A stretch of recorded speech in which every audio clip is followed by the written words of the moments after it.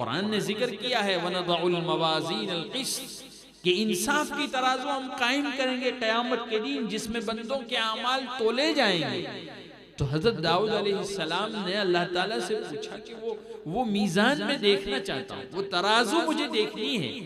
तो अल्लाह तबारक व तआला ने उनकी इस फरमाइश पर, उनकी इस दरख्वास्त पर जब वो मीज़ान, वो तराजू दिखाई, तो हजरत दाऊद अलैहिस्सलाम उसे देखकर बेहोश हो गए। क्यों? वो इतनी बड़ी तराजू कि एक पलड़े में जमीन और आसमान समा जाए। उसको देखकर वो बेहोश हो गए।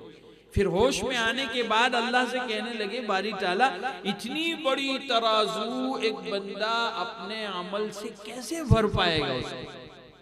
उसके इतने अमल कैसे होंगे कि वो इतनी बड़ी तराजू को अपने अमाल, अपने नेकियों से भर पाएगा? अल्लाह ने फरमाया, ए दाऊद, मैं जब अपने बंदे से राजी होता हूँ, मैं अपने बंदे से जब खुश हो जाता हूँ, तो उसका एक छुआरा, वो अगर अल्लाह की रजा के लिए अल्लाह की राह में सदका और खैरात करता है, खर्च करता है, तो उस एक छुआरे के बदले में ये पूरी मीज़ान को नेकियों से भर देता है।